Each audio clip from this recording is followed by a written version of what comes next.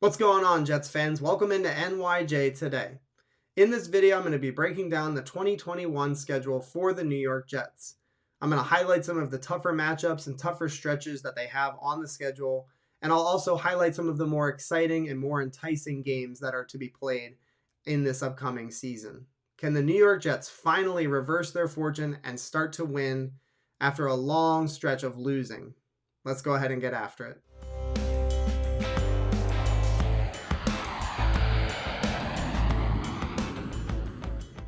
Just want to give a friendly reminder that we do live stream every single Wednesday night at 8 p.m. Eastern Time. We take your phone calls live. We also take voicemails throughout the week. So if you are one of those people that really is interested in having your voice on the channel, please feel free to call us. The number is on the screen right now. We would love to hear what your name is, where you're calling from, and what you want to talk about regarding our New York Jets. So here it is. Here's the 2021 New York Jets schedule. There's a lot of things that I wrote down in my notes, and I'm going to go through kind of one thing at a time in each segment and, just kind of break it down. Remember, I will do a our prediction for our schedule this coming season. So if you're interested in that, that's going to be later in the video.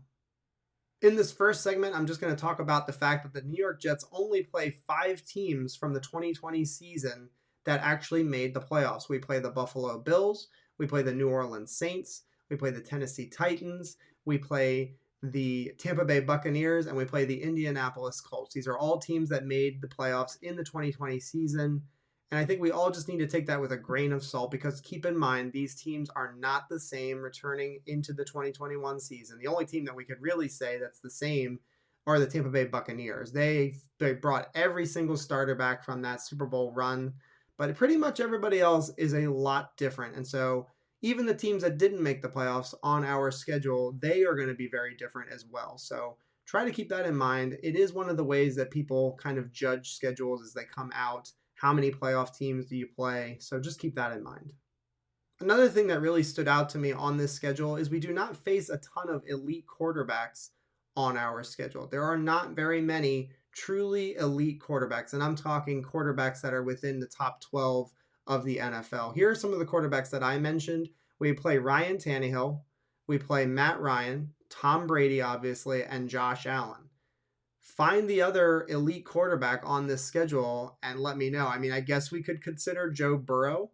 He's, an up-and-coming quarterback, but he's not a top 12 quarterback as we currently sit, in the NFL.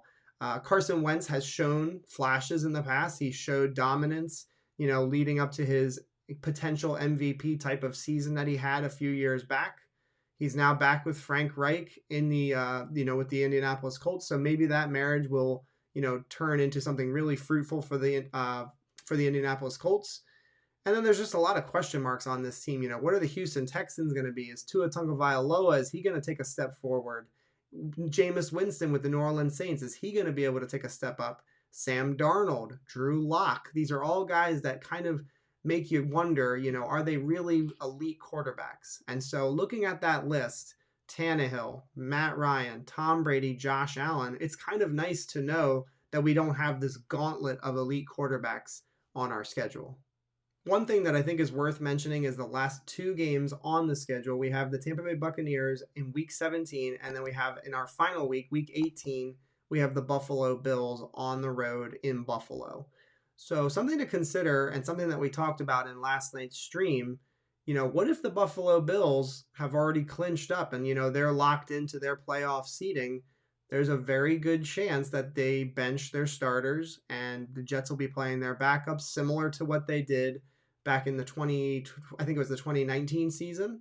And then you also have that same scenario that could play out with the Tampa Bay Buccaneers. I think that there's no reason to believe that the Bucs will not be an elite team in the NFC this coming season.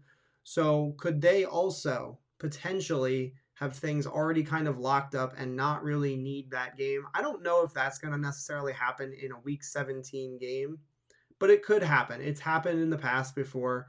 We've seen things like this happen in the NFL where teams, those last 2 games, they just don't have anything to play for. Their seeding is already locked in. So if that ends up happening, I'm not sitting here saying how excited I am.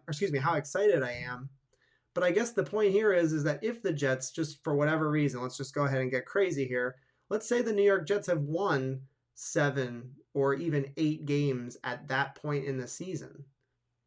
Then it gets kind of interesting. If the Bucks and the Bills potentially do not need those games, maybe the Jets are fighting and scrapping and trying to claw their way into the playoff hunt, that wild card spot. Again, I do not predict them to be in that situation, so just calm down a little bit. But it is something interesting to think about, that those two games, those two teams may very well not need those games at the end of the season. In this last segment, I'm just going to go ahead and recap my predictions for the 2021 NFL season. Guys, let me know if you disagree with any of my predictions. I'm happy to discuss them with you in the comments. Just let me know. I would be happy to have a conversation with you guys. So week 1, I actually have us getting a win on the road.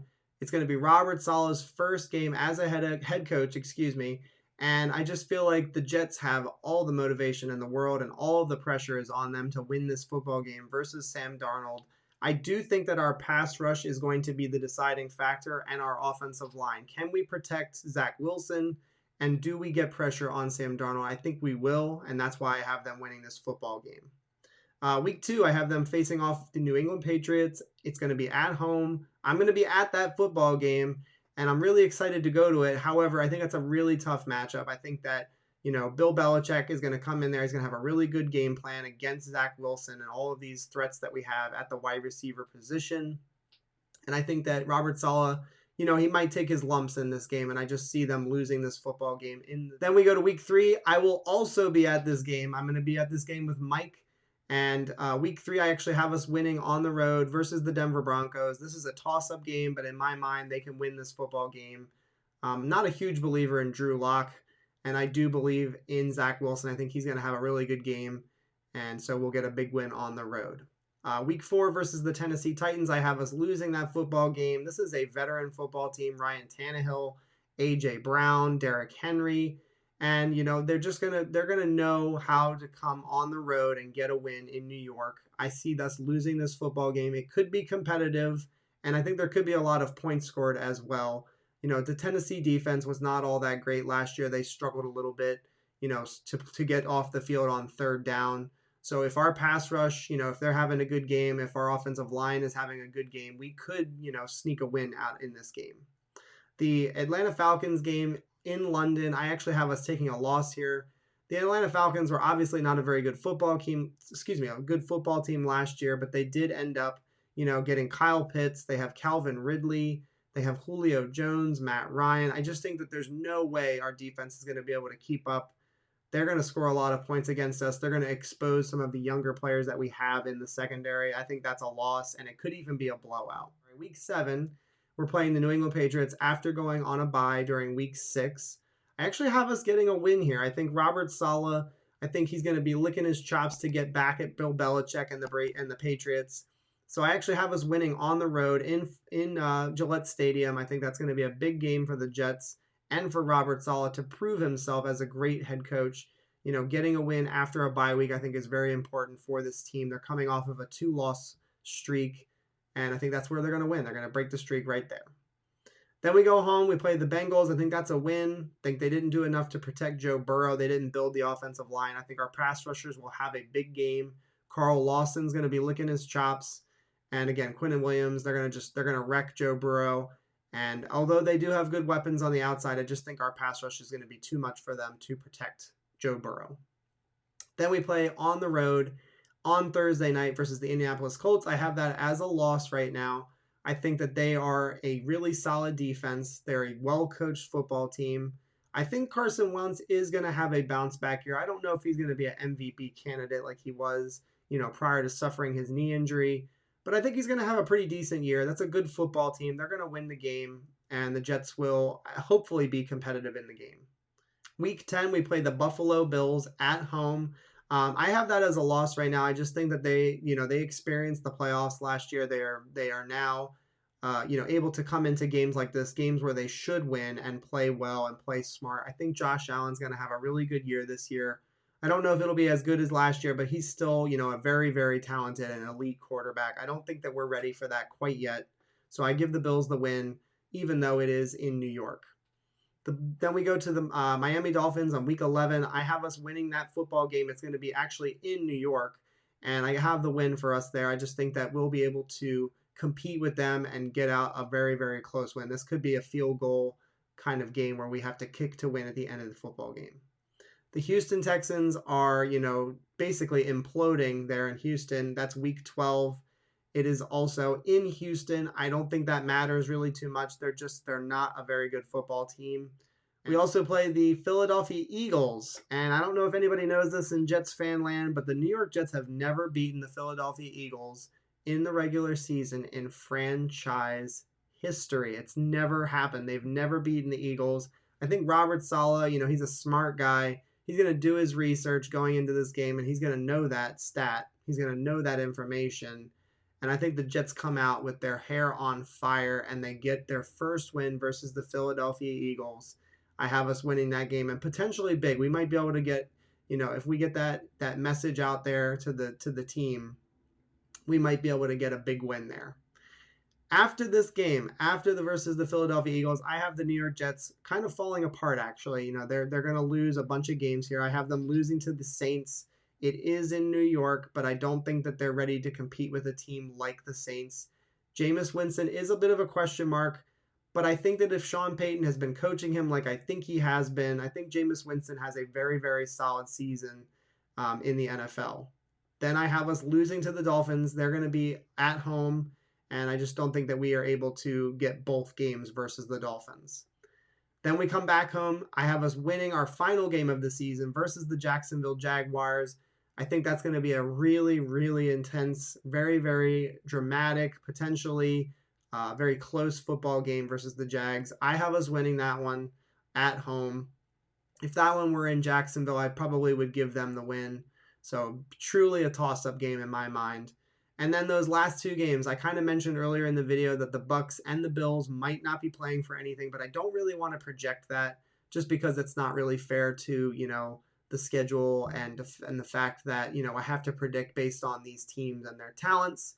So the Bucs are a clear favorite right now for a Super Bowl championship run. So I'm going to say a loss there, obviously. And again, the Buffalo Bills are the better football team.